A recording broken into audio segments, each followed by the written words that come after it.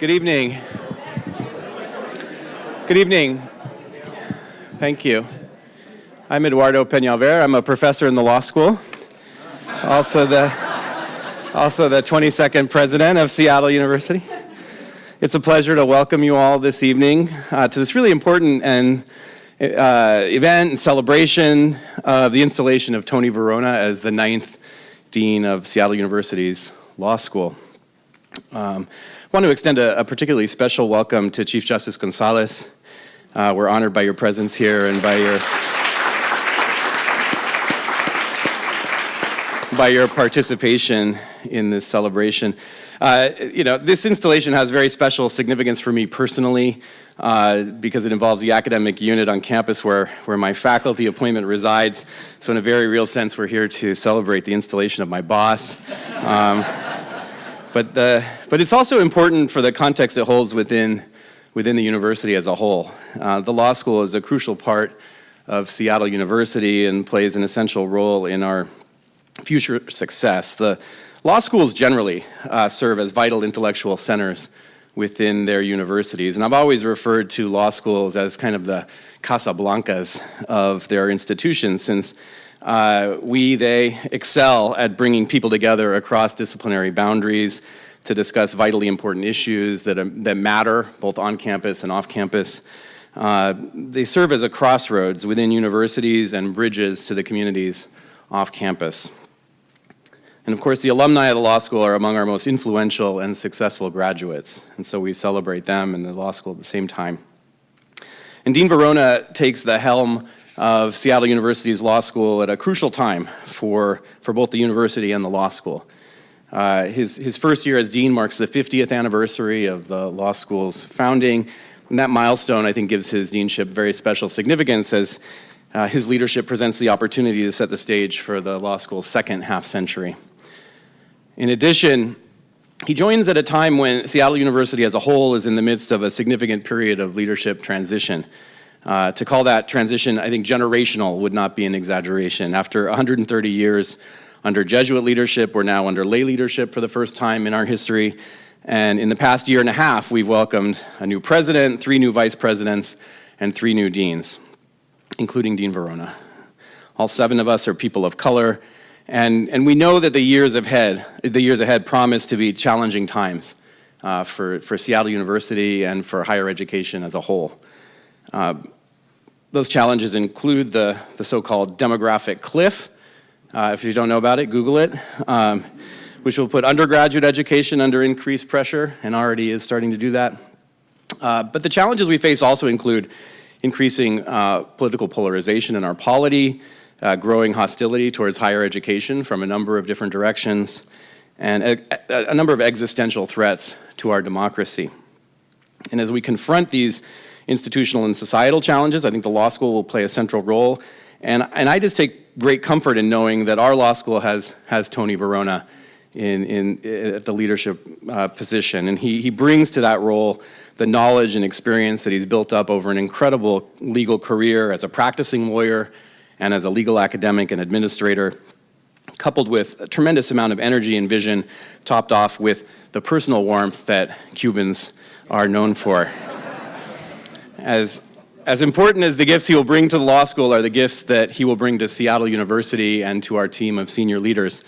A university is a complex organization, but it also remains a single organism. And so, Dean Varona hit the ground running on July 1st. He did so at full speed, and Seattle University is already benefiting from having his voice and wisdom at our senior leadership table.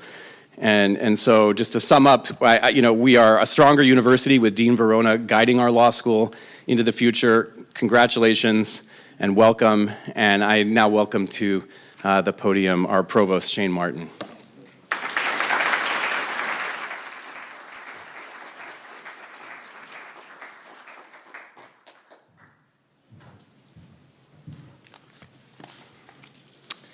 Thank you, President Peñalver. And in my leadership role as the Chief Academic Officer, I certainly echo everything that our President has said and add my own words of great welcome and just how grateful we are in so many ways to have Dean Varona with us. I had the privilege, again, in my leadership role, of being very involved in the search for our Dean of the Law School, and it was quite a competitive search. And Tony distinguished himself in so many ways. His incredible background, his great focus on what the law school can do, not only for the legal community and the reputation of Seattle U and our law school that our president talked about, but also internally in terms of what I think his deanship can mark for Seattle University. It was one of the things I was most impressed in listening to Tony through that whole process. Often in higher education, law schools can sit apart from the rest of the university, and a place that I would say is a very privileged place. And part of Tony's vision is, in fact, engaging our law school and its programs more intentionally and purposefully with our entire university, so that there's a meaningful connection with the great work, thinking, scholarship, teaching that's happening in our law school and our undergraduate and other master's programs. I think that vision will help just solidify the role of the law school in our overall community, and I was just so pleased to see Tony's vision. Just one other note I'll make. President Peñalver did make a note about a second Cuban in leadership. And what I've noticed in common is this love for coffee, but not just any coffee that is, I think, kind of resembles rocket fuel. And but that helps to explain Tony's incredible, exorbitant energy that I think must start early in the morning and go late at night. And if you want evidence of this, just follow Tony, Dean Varona, on social media, and you'll see how active he is in chronicling the events of the law school and what his leadership, and telling just a very, very beautiful and powerful story. We are delighted to have Dean Varona as our law school. And Tony, I offer you my heartfelt welcome and every success. So congratulations.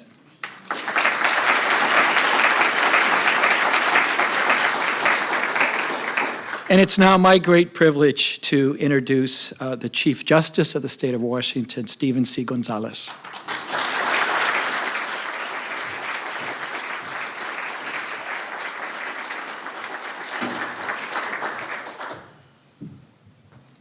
Thank you. It's a pleasure to be here. I am not Cuban. I just wanted to start there, but I have great affinity for Cubanos. So I'm going to start with a poem that my grandfather wrote. Soy el badajo de mi propia campana, doblando dignidad para todos. This, I think, embodies our new dean.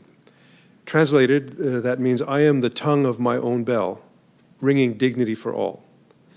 And I think that is what this dean stands for. Not just about himself, but making sure each of our students and our faculty are also ringing dignity for all. That's our point. When we become lawyers, and indeed judges, we're given a responsibility which comes with some weight. And that is to speak for others when they can't themselves, and also to give them the voice they themselves can use in the future. And I've been inspired to believe that that is what he is going to help us bring about here in the state of Washington through his work at the university. And if he fails, it will be because we didn't give him the support needed to do that. So I call on each and every one of us in the room, regardless of where you are and what you do, to make sure that this university, this law school, succeeds in that mission in giving everyone that voice that we need to hear. And from the beginning, I heard him described already as hitting the ground running. Indeed, that's true. I'm trying to catch up and keep up with him on a few things. He was already involved in the Heritage University program to improve the pipeline of students of color coming to law school. Already involved and willing to jump in to help out with the task force examining the bar examination and the future of it and admission to the bar. Invited our court to come do a traveling court visit at Seattle University, and we very much look forward to doing that with the vision, too, that the dean has embraced of not just the law school being involved, but the entire campus and indeed the community being involved with that dialogue. We work with students when they come in, and they teach us as well. And we have an ongoing dialogue, sometimes through the students who come and work with us, other times through the academic work that's done at the law school. I intend to work closely with the law school, as I know my colleagues on the Supreme Court do, and to continue to keep each other up to date on the changes and to work together on the changes that each of us can make given our respective responsibilities. And since I started with a poem, I'll end with another one, and that is the polarized times that were referenced were indeed there.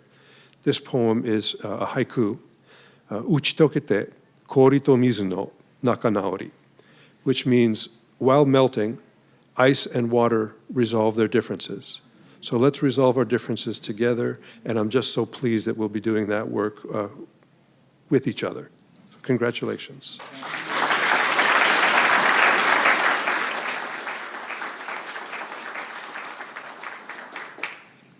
So thank you on behalf of the Supreme Court, and it's my honor next to introduce Vice President Natasha Martin, the Vice President from the Office of Diversity and Inclusion, and also a professor at the law school.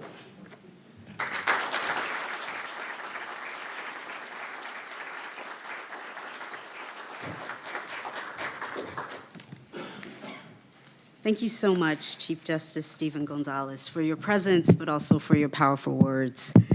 I'm a little vertically challenged. I don't know if I'm supposed, I won't move it. Maybe I'm not supposed to move it, so I'll leave it. As long as you can hear me, fine. Thank you, thank you.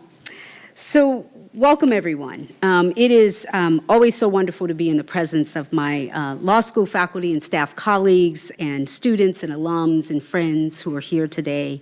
I was fortunate to serve on the hiring committee for Dean Varona.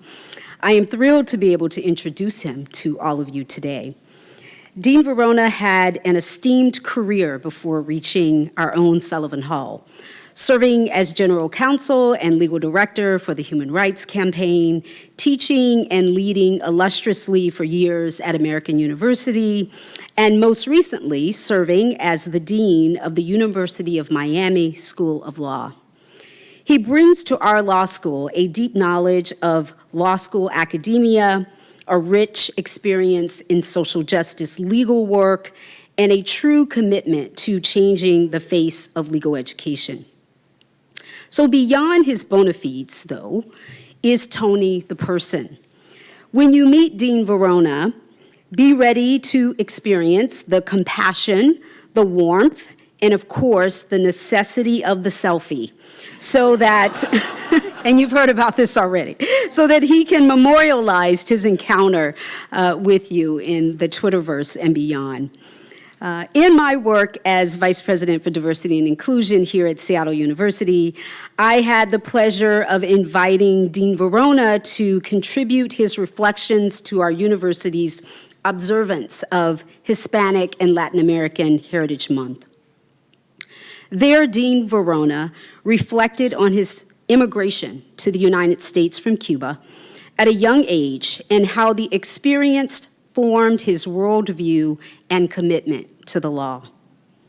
So before welcoming Dean Varona to the stage, I would like to share a very short excerpt of his reflection where he talked about his family's bodega in Newark. To me, it is so emblematic of what Dean Varona brings to his work. And I quote, "I learned at the Hermanos Varona supermarket that these small immigrant family-owned neighborhood businesses become community centers of sorts for newly arrived Americans looking for information and help. Everything from emergency food for a hungry family to translation of confusing government documents, to information about rent subsidies and the latest vexing immigration rules. At the bodega, I saw so much of what makes the immigrant experience for so many Hispanic and Latinx families so frustrating but beautiful, so terrifying but hopeful, so heartbreaking but edifying, and so demeaning but motivating. It was there as well that I saw the importance of advocates for these new Americans, end quote. So you're home now, Tony, at a law school who is committed to educating powerful advocates for justice. And your deep sense of humanity that grew out of your own lived experiences is reflected in who you are and what you bring to our law school. So please join me in welcoming our Seattle University School of Law Dean, Tony Varona.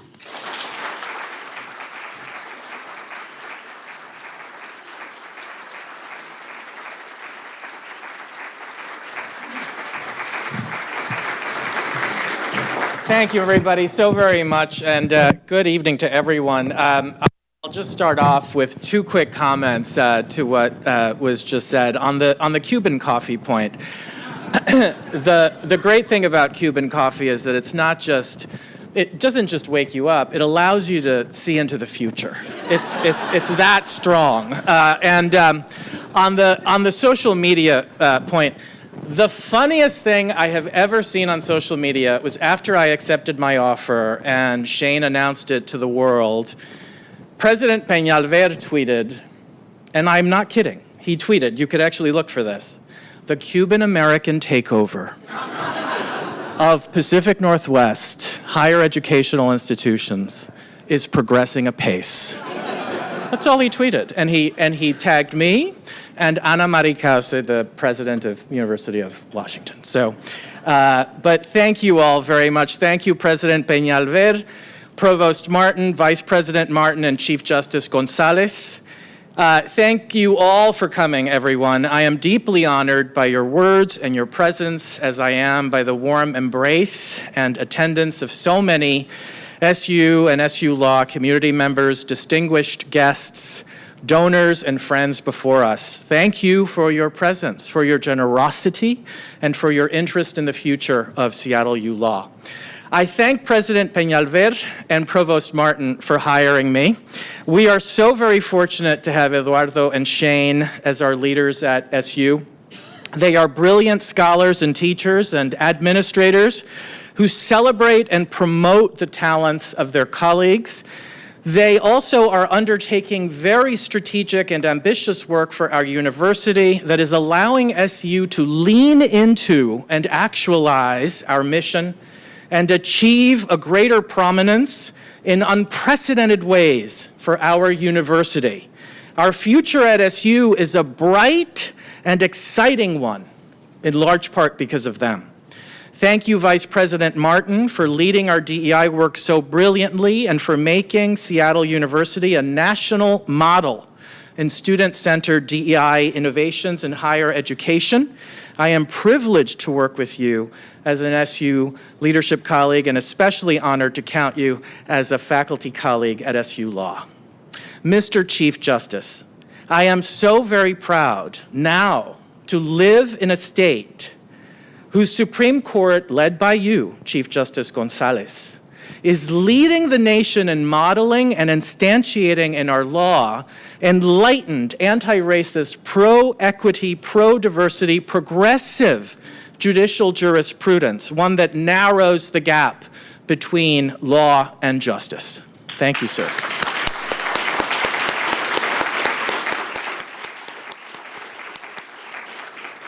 I thank everyone who worked so very hard on top of their regular work to make this event and what follows it so special. Dr. Colin Watrin, Thad Teo, Gabby Harrington, Kathleen Lacoze, Rick Bird, Kyle Mullins, and everyone else who played a part. Thank you, everybody.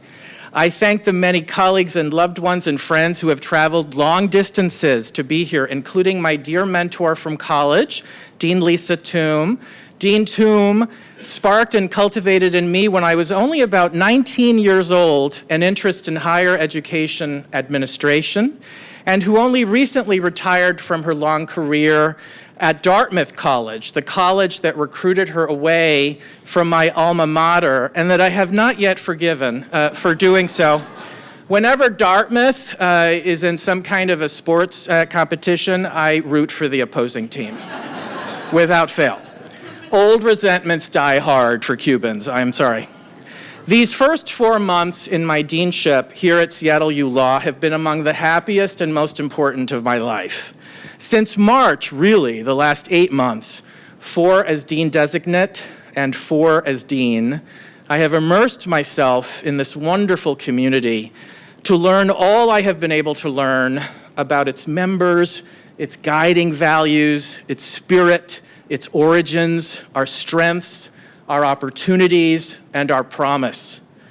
The thousands of conversations that I have had since March have left me in awe of Seattle U Law's history and achievements, as well as energized by our potential for a very bright future. Those of you who have been to John's and my home, and I hope all of you eventually will be to our home, will know that we have on display in our living room a big painting of Don Quixote, the larger-than-life fictional character created by Miguel de Cervantes. Cervantes' Don Quixote was often compared to another Spanish figure that predated him by not so many years, but this one, a real flesh and blood saint in the making, Íñigo López de Oñás y Loyola, more popularly known as Saint Ignatius of Loyola, the founder of the Jesuits and the inspiration for Seattle University's unapologetically progressive mission rooted in social justice, communitarianism, anti-racism, intellectual rigor, and the education of the whole student. Many authors have written about the parallels between the fictional knight-errant Don Quixote and the very real founder of what St. Ignatius called the knighthood for the glory of God, the Jesuits. St. Ignatius is credited with extolling us to go forth and set the world on fire to alleviate suffering and improve society for all. Well, so did Don Quixote, as the popular song goes, set out to dream the impossible dream, to follow the star, no matter how hopeless, no matter how far. Cervantes balanced the excessively idealistic Quixote with the much more practical sidekick Sancho Panza, perhaps as a way of illustrating the tension in all of us between bold optimism and daring, and an urge for doing what is safe and practical. Cervantes very much liked tensions and contradictions. Don Quixote himself was Don Quixote de la Mancha, of the Mancha. La Mancha meaning the expansive arid region of central Spain, but La Mancha also meaning the stain or the blemish. By the end of the novel, the reader sees the brilliance in both the dreamer and the pragmatist, and how a successful life or endeavor requires a balancing of an idealistic, bold vision with a more reality-rooted practicality. In fact, some commentators have said that St. Ignatius himself urged that balance. Father Paul Edwards, in his article Loyola and La Mancha, makes this observation. He wrote, quote, "Ignatius does not suggest that we attack the windmills, imagining them to be giants. He wants us to engage real giants in lifelong battle, having first meditated on just how powerful, ugly, and malevolent they are. He asks us to be Quixotes without the illusions," unquote. In other words, Ignatius asks us to be a blend of the boldly dreaming Quixote and the more practical Panza. Some of Cervantes' most memorable gems of wisdom from Don Quixote have come to mind for me as I look on what I have learned from my listening and learning tour as Seattle U Law's new dean. First, Cervantes wrote, "La esperanza siempre nace con el amor." Hope always accompanies the birth of love. Or, in love, there is always hope. Seattle University and Seattle University School of Law are fountains of love, and therefore, Cervantes would say, beacons of hope. We are at the heart of law, after all, and at a university where innovation meets humanity, in the middle of a city that is the global hub of innovation, technology, and the future. Every day I see the confluence of love and hope on this gorgeous campus. Our campus and law school beat with one heart of hope. Father Cobb showed me how the door handles to the Ignatius Chapel are shaped so that they feel like human shoulders, so that when we enter that beautiful space of peace, we enter in the spirit of fellowship, connection, compassion. Seattle University trustee Val Gorder several weeks ago led a tour for several of my law school colleagues and me of the St. Francis House, just a few blocks south of our campus, where Val serves as president of the board. It's at St. Francis House where so many individuals and families in need can get food, clothing, access to social services and other resources, even housing. I ran into so many SU students during that tour who were there volunteering or in academic placements, serving essentially as ministers of hope. The Seattle U Law experiential programs, some of which are the very best such programs in the nation, empower our students to bridge the chasm between law and justice in the lives of so many needy clients and causes. Our Korematsu Center, our Family Law Center, our Access to Justice Institute, and the socially engaged scholarship and teaching of our brilliant faculty light the world on fire with ideas and action towards positive change. Father John Topol, the Jesuit advisor, he used to be the Jesuit assistant to, he's now the Jesuit advisor to the law school dean at Seattle U, and now a dear personal friend and mentor to me, contributed to an article called, "What Does Seattle University Mean by Calling Itself a Catholic Jesuit University?" That he said that what we seek to do here at Seattle U is, quote, "to empower morally effective students who can make a difference in the society in which they live, thus learning the art of persuasion, of being able to clearly communicate one's thoughts and move others to the common good," unquote. Father Topol and his co-authors help encapsulate so well the centrality of Seattle U Law and our law schools and our university's mission of the pursuit of social justice, excellence, and innovation in the university's overall Jesuit Catholic mission. In his words, you could see how Ignatian pedagogy combines Don Quixote's unapologetically bold dreaming with Sancho Panza's practicality for the now.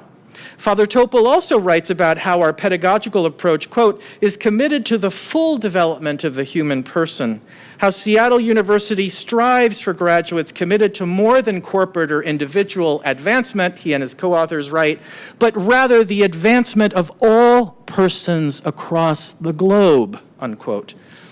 We believe, Father Topol and his co-authors write, in, quote, "the transforming power of education and the importance of a Jesuit education in the formation of leadership and leaders for a more just society."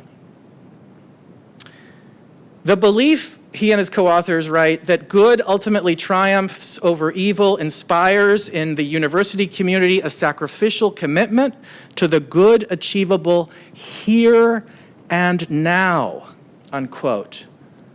Do you see the parallel to Quixote and Panza? There is something so very special about the dedication and esprit de corps of the SU and SU Law faculty.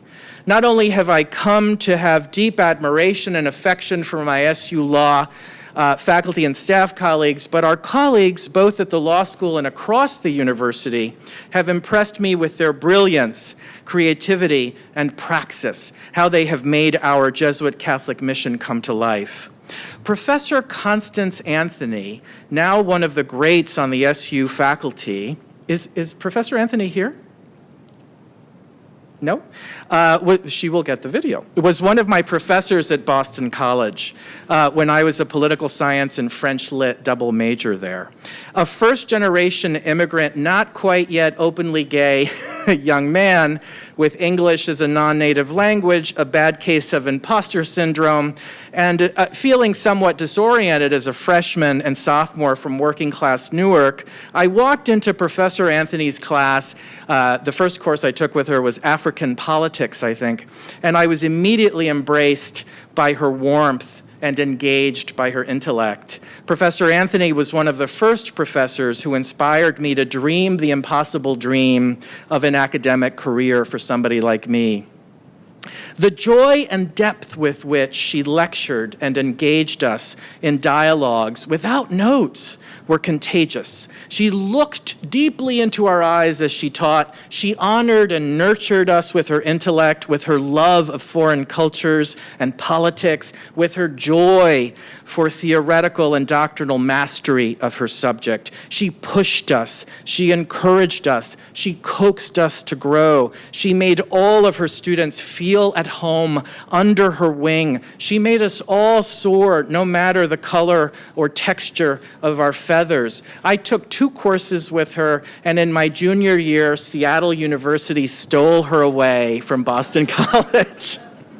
At the age of 19 or 20 at that point, from 3,000 miles away in Boston, in 1988 or so, was when I first thought, wow, Seattle University must be a very special place to be able to steal away Professor Anthony. What I have discovered is that although Professor Connie Anthony is one of a kind, there are many faculty and staff colleagues here at SU and SU Law who share her passion for our students' success and true to form to that Ignatian pedagogical paradigm. My Seattle U Law faculty colleagues are a big reason why I am here. They are extraordinary scholars and teachers. They are brilliant thinkers and public intellectuals. They are leaders and innovators of entire fields of study. I am so very honored to be their dean, their first among equals. Cervantes also was a critic of pretense and arrogance. He despised elitism and favored grit over social position. Más vale un diente que un diamante, he wrote. A tooth is worth more than a diamond. He also wrote, lo que te cubre, te descubre.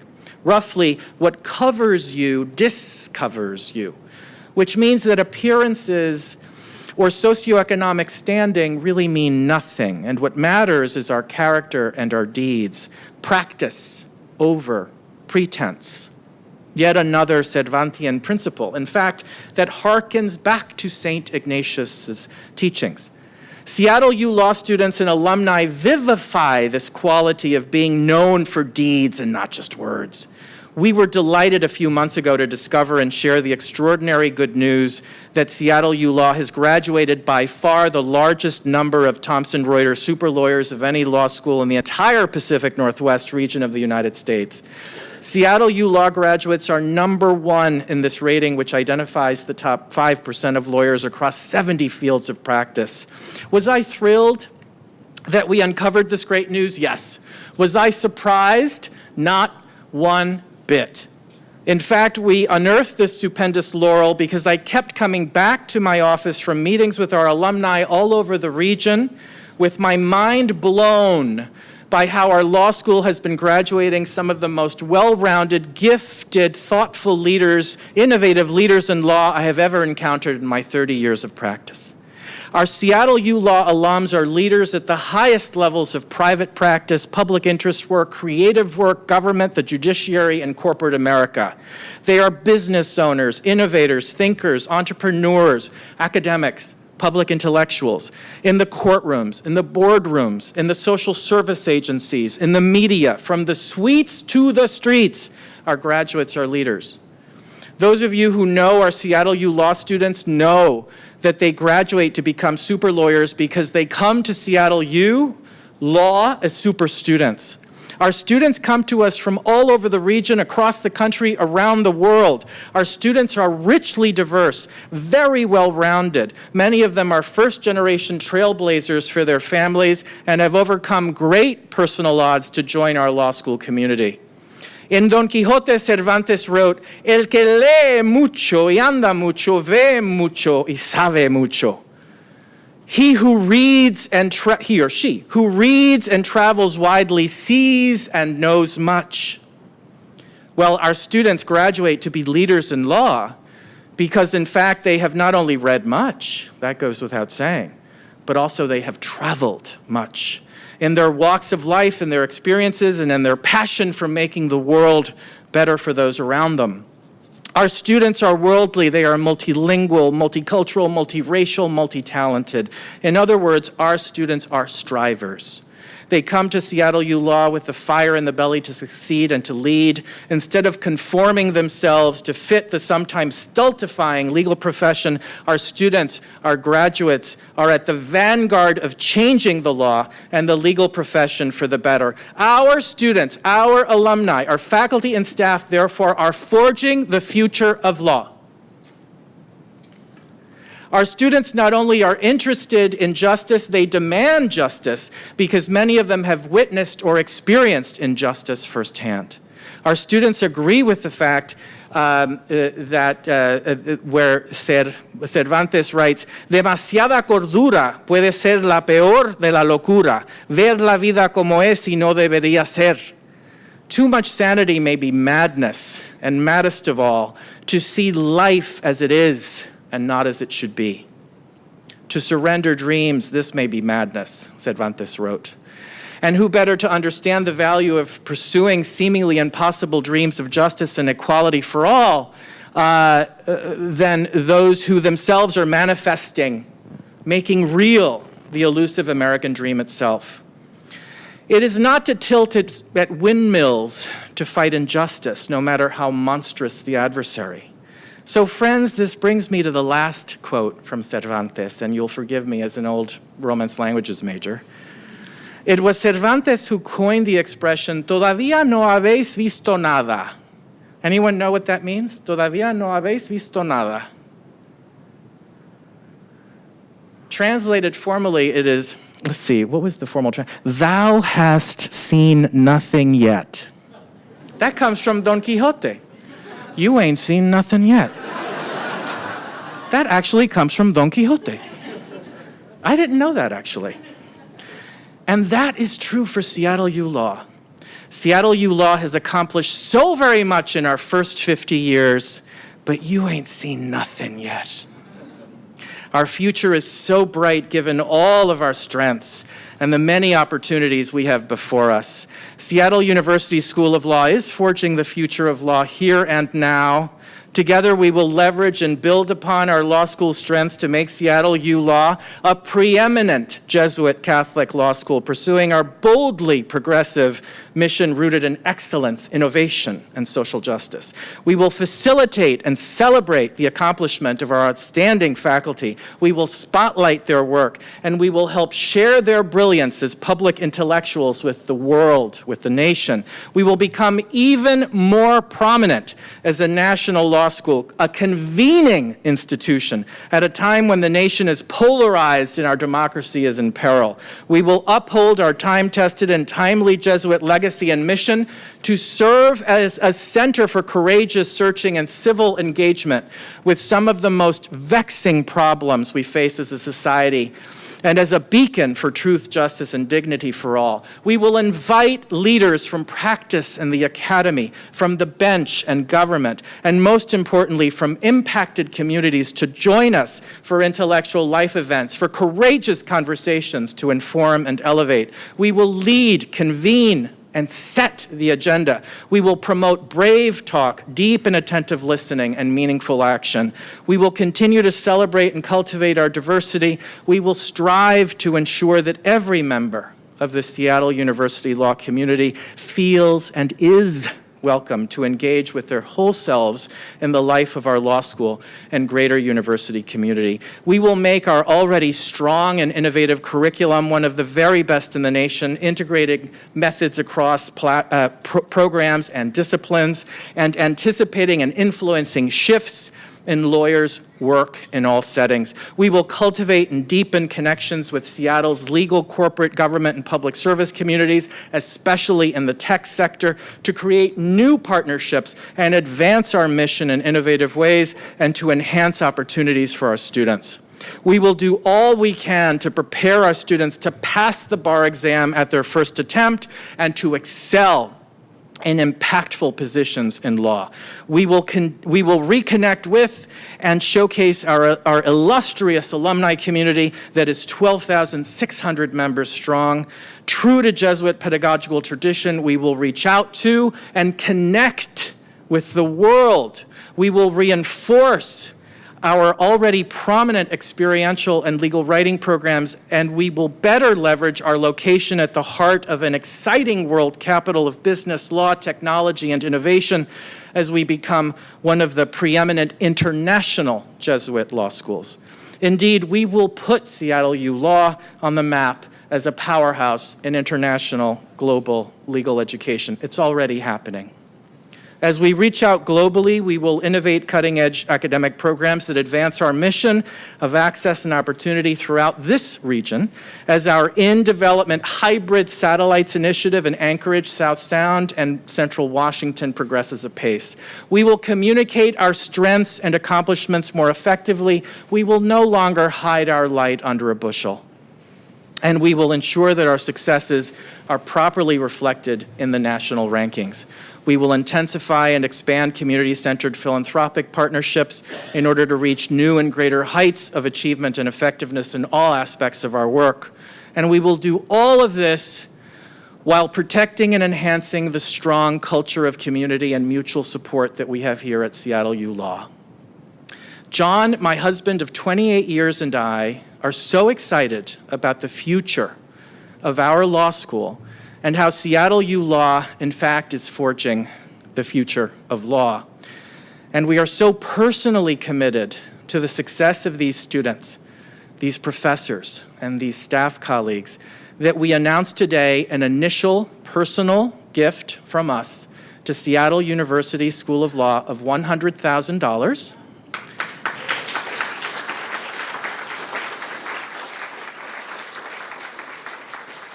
In this, our 50th anniversary year, the first $50,000 gift this year, and the second next year, $50,000 for the first 50 years, and $50,000 for the next 50 years. Ladies and gentlemen, being the Dean of Seattle University School of Law is the biggest honor of my life. Thank you for entrusting me with this responsibility and privilege.